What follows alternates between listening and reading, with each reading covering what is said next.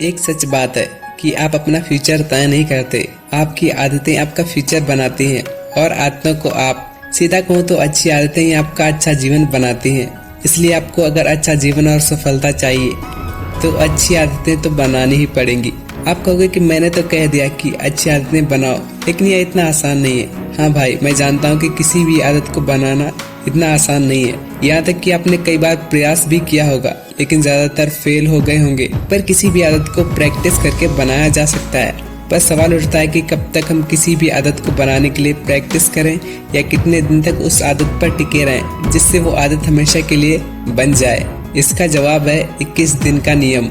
हाँ, अगर आपको कोई आदत डालनी है 21 डेज हैबिट थ्योरी का उपयोग कर सकते हैं। क्या है ये, चलिए जानते हैं। जैसे कि अगर आपको सुबह 6 बजे उठने की आदत डालनी है तो कल से सुबह 6 बजे उठना शुरू कर दो। हो सकता है कि आपको शुरुआत में थोड़ी तकलीफ हो या आपको कई नई आदतें डालने में थोड़ी मुश्किलें आए, लेकिन आपको यह आदत लगातार 21 दिन तक करते रहना है। आप देखेंगे कि 21 दिन के बाद आप अपने आप खुद सुबह 6 बजे उठने लगेंगे।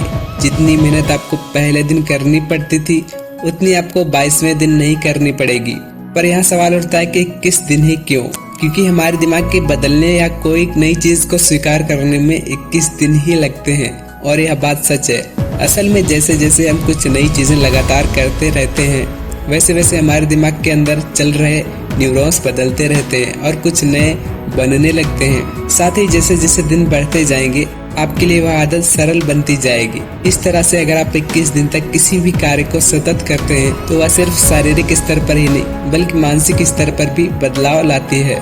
इस घटना को अच्छे से समझने के लिए कुछ एग्जाम्पल्स को देखते हैं। 21 दिन की आदत की घटना यानी 21 डेज हैबिट थ्योरी। अगर हम कोई भी काम पहली बार करते हैं तब उस पर पूरा ध्यान लगाना पड़ता है। जैसे कि अगर आप पहली बार बाइक चलाना सीख रहे हैं तो आप पूरी तरह से उस पर ध्यान देंगे, लेकिन जब कुछ समय के बाद थोड़ी सी प्रैक्टिस से आप बाइक चलाना सीख जाओगे तब आप किसी से भी बात करते करते भी बाइक चला सकते हो।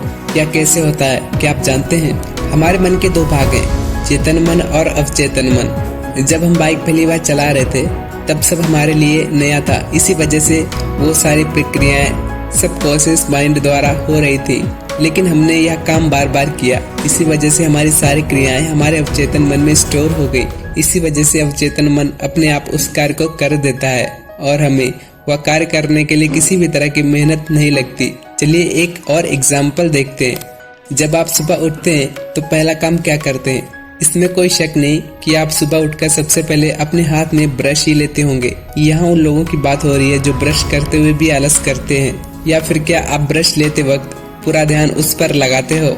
नहीं, क्योंकि यह क्रिया आप कई समय से कर रहे हो। इसी वजह से आदत आपके दिमाग में बैठ गई है या कहीं अवचेतन मन में चली गई है। इसी वजह से आपके लिए आम सी बात है, पर नई आदत बनाना भी इतना आसान नहीं है। इसके बीच में कई कठिनाइयाँ आती हैं। अब उसके बारे में जानते हैं। आदतें बनाने पर आती कठिनाइयाँ। अब तक तो आपने सोच ही लिया होगा कि आप अगले 21 दिन में कई सारी आदतें बदल लेंगे, पर यह आपकी सबसे बड़ी समस्या है। आप एक साथ बहुत सारी आदतें को बनाने में लग जाओगे तो क्या होगा? यह ज्यादा आदतें आपकी वजह से आप किसी एक आदत पर ध्यान केंद्रित नहीं कर पाएंगे और जब आदत टूटेगी तो आप भी वहां से उसे छोड़ देंगे। अगर आप किसी भी आदत को शुरू करते हैं तो आप उस आदत को 50% तक हासिल कर लिया है। यह लाइन कई महान लोगों द्वारा बोली गई है। इसलिए बेहतर यही रहेगा कि आप किसी भी एक आदत को ही अपना लक्ष्य बनाएं और उस पर डटे रहें। पर सिर्फ यह एक कठिनाई नहीं है जो आपके लिए मुसीबत बनेगी। जब तक आप किसी भी आदत को बनाने का निर्णय लेंगे तभी अंदर से आवाज आएगी। जैसे कि अगर आप सुबह 6 बजे उठने का निर्णय लेते हैं तो कुछ इस तरह से आपके अंदर आवाज आएगी, क्या करेगा सुबह उठकर? तो इससे नहीं होगा, रहने दे। क्या तो सच में सुबह उठ पाएगा?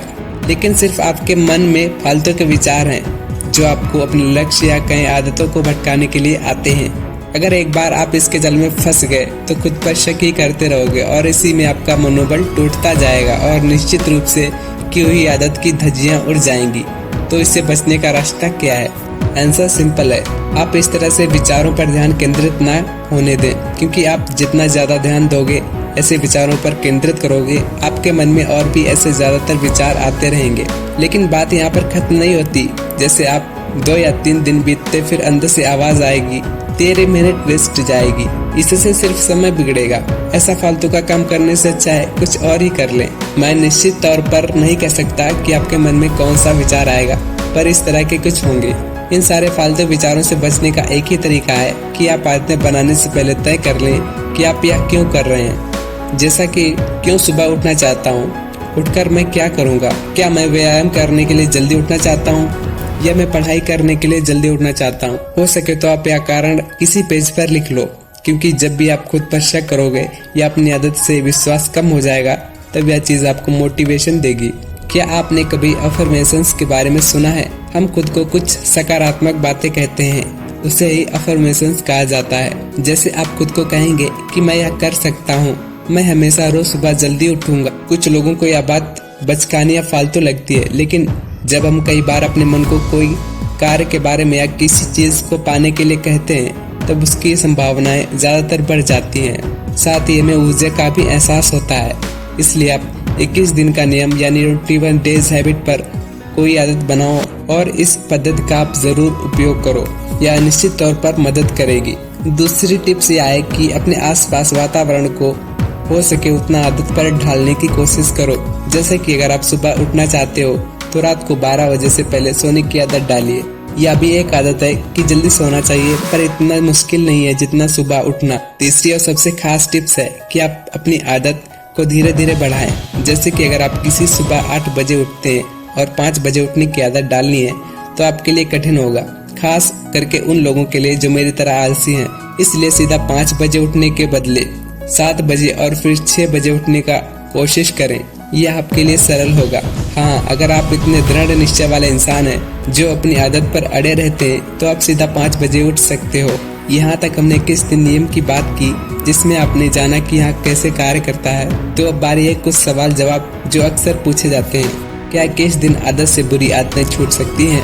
हाँ, यह पद्धति सिर्फ आदतों को बनाने में ही नहीं बल्कि बुरी आदतों को छोड़ने में भी मदद करती है। बस करना है कि आपको धूम्रपान की गलत आदत है तो आप 21 दिन तक ना करें और आप देखेंगे कि आपकी यह बुरी आदत कैसे छूट गई।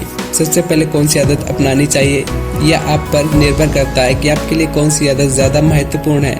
फिर भी यहाँ पर कुछ आदतों के नाम है जिन्हें हम विकसित कर सकते हैं। हैबिट नंबर 1, सुबह जल्दी उठना। हैबिट नंबर 2, किताबें पढ़ना जिससे आत्मविश्वास। नंबर 3, ध्यान करना। नंबर 4, व्यायाम करना। नंबर 5, जितना हो सके इन्वायरमेंट में रहें कुछ समय। क्या 21 दिन की आदत पद्धति एक झूठी अफवाह है? जो इस पद्धति को मानते हैं उनके लिए यह सही है और जो नहीं विश्वास करते उनके लिए यह पद्धति कार्य नहीं करती। यह सवाल अभी के समय इसलिए उठ रहा है क्योंकि रिसर्च में यह पाया गया है कि आदत बनाने के लिए 66 दिन लगते हैं, पर जिन्होंने 21 दिन की आदत को अपनाया है उन्हें सकारात्मक परिणाम मिले हैं। तो बस यही थी 21 दिन के नियम के बारे में जानकारी। अब आपकी बारी है, आप कमेंट करके अपने विचार हमें जरूर दें। एंड ऑफ द वर्स, आपको वीडियो कैसा लगा कमेंट करके जरूर बताएं। इसके अलावा अगर आप इस चैनल पे पहली बार आएँ तो चैनल को सब्सक्राइब जरूर करें और अपने सुझाव हमें कमेंट में जरूर बताएं, इससे हमें भी मोटिवेशन मिलेगा। और इस वीडियो को अपने फ्रेंड्स के साथ जरूर शेयर करें और मैं फेसबुक इंस्टाग्राम पर भी फॉलो कर सकते हैं। इसके साथ अपना ध्यान रखें। जय हिंद, जय भारत, वंदे मातरम।